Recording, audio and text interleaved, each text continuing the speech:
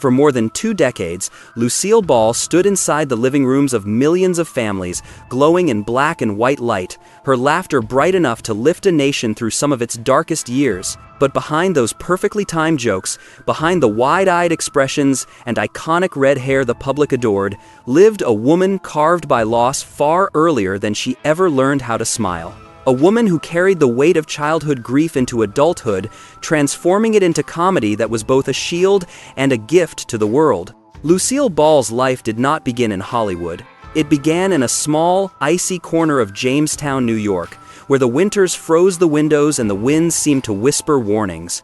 Born in 1911 to a poor working-class family, Lucille grew up with a father who was rarely home because his work as a telephone lineman kept him constantly on the road. Her mother, Desiree, was gentle and quiet, the kind of woman whose softness came not from weakness, but from trying to hold a fragile world together.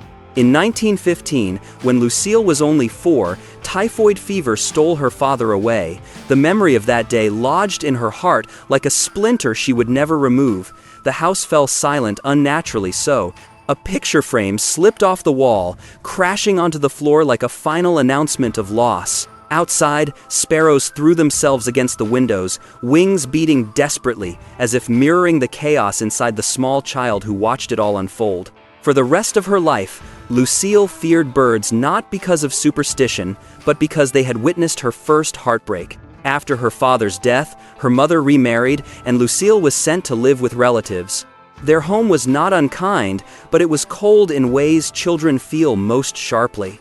She learned quickly that being quiet meant being tolerated, and being unnoticed meant being safe.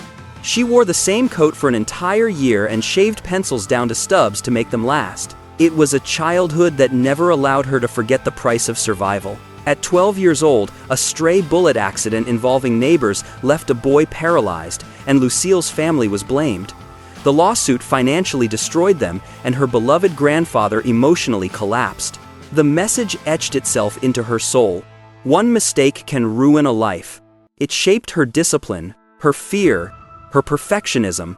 Her teenage years brought fragile hope in the form of a forbidden love with a man 7 years older, a love cut short by her mother's fear of repeating her own past. Lucille was sent to New York to study drama, but was rejected, told she had no talent. Then, rheumatic fever struck, confining her to bed for nearly 2 years. She could have faded away then, but instead, she built herself again, brick by determined brick. Reinvention became her lifeline. Lucille studied posture, movement, lighting, everything an acting school said she lacked.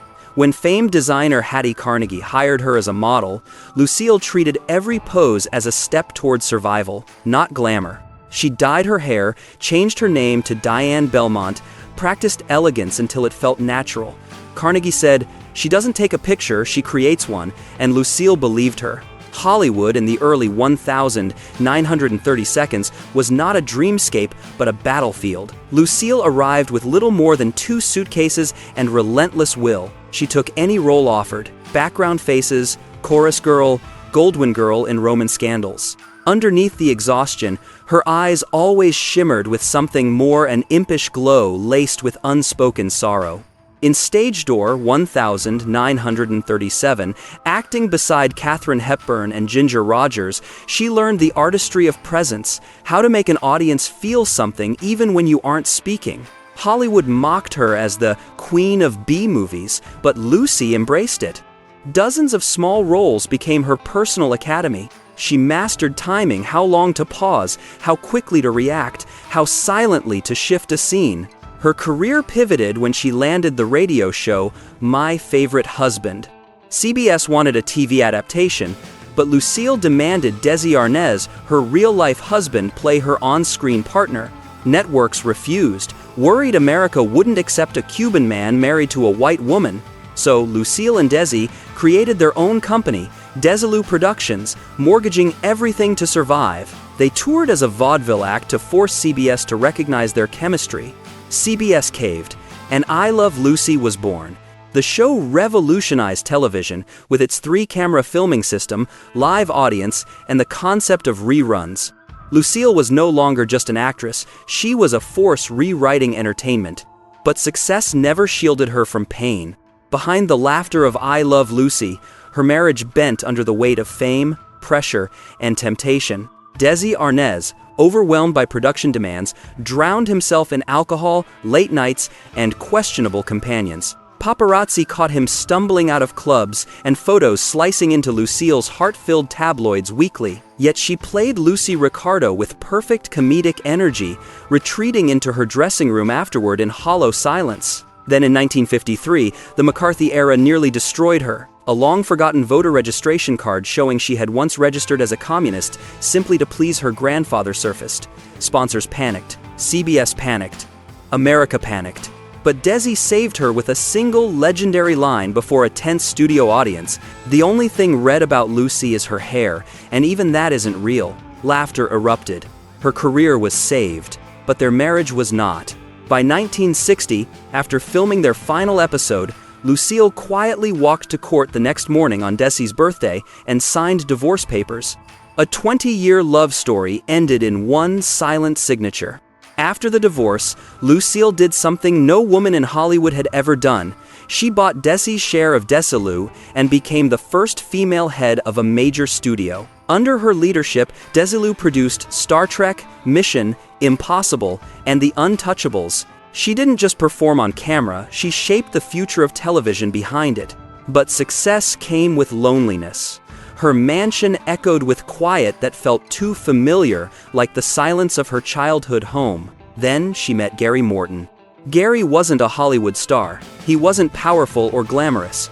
But he was steady, warm, and genuine, everything her life had never been. He loved her without fear of her fame, and with him, Lucille found a softer kind of happiness. They married in 1961, embracing a companionship that wasn't fiery like her relationship with Desi, but deeply stabilizing. Still, as her career slowed and her children grew older, new emotional distances surfaced. The house grew quiet. Their marriage moved like two companions rowing the same boat. But Gary never left her side. He supported her through exhaustion, age, and eventually declining health. Motherhood brought both joy and heartbreak. When her son Desi Arnaz Jr. entered show business, his relationship with actress Patty Duke ignited scandal. The public attacked, tabloids swarmed, and Lucille, terrified of losing her family to chaos, responded with harsh ultimatums.